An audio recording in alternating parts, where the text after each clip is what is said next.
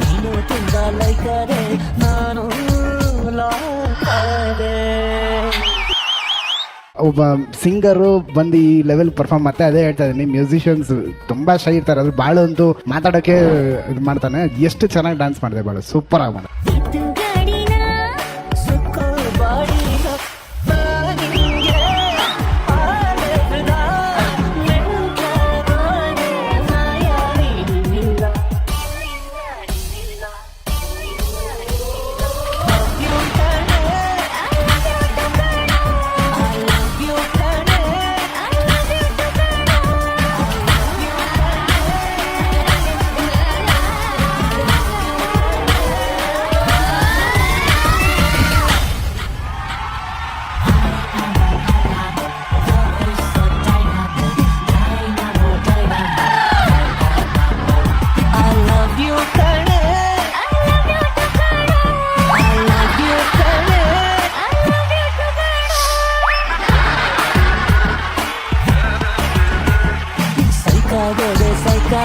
ಒಂದ್ಸಲಿ ಗುರುಗಳು ನನ್ನ ನಾಲ್ಗೆ ಮೇಲೆ ತ್ರಿಶೂಲದಲ್ಲಿ ಬರ್ದಾಗ ನಾನು ಅಂತ ಆಗಿದ್ದೆ. ಇವತ್ತು ಅದೇ ತರ ಬಾಳು ಪರ್ಫಾರ್ಮೆನ್ಸ್ ನೋಡಿ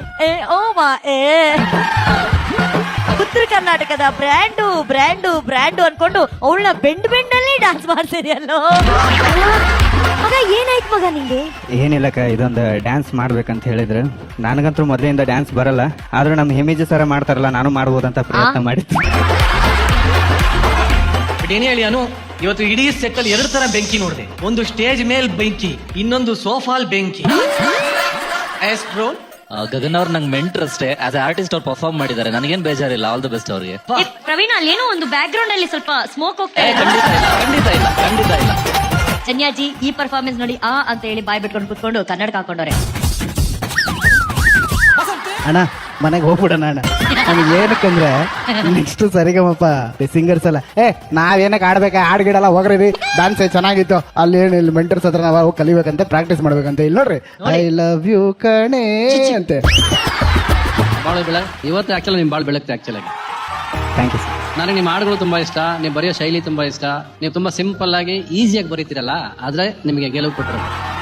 ಸುಲಭ ಮಾಡ್ಕೊಂಡಿರ, ಅದೇನು ದೊಡ್ಡ ಕಾಂಪ್ಲಿಕೇಟೆಡ್ ಅಂತ ಬರೆಯಕ್ ಹೋಗ. ತುಂಬಾ ಚೆನ್ನಾಗಿ ಹಾಡುಗಳು ಮಾಡಿದೀರಾ ನೀವು. ನಾನು ಕೇಳಿದೀನಿ ಶೋ ನೋಡಿ, ನಲ್ಲಲ್ಲಿ ತುಂಬಾ ಚೆನ್ನಾಗಿ ಮಾಡಿದೀರಾ. ರವಿ ಸರ್ ಕೈಯಾರೆ ಥ್ರಿಲ್ಲಿಂಗ್ ಪರ್ಫಾರ್ಮೆನ್ಸ್ ಕೊಟ್ಟಿದ್ದಾರೆ ಬಾಳು ಹಾಗೂ ಗಗನಗೆ.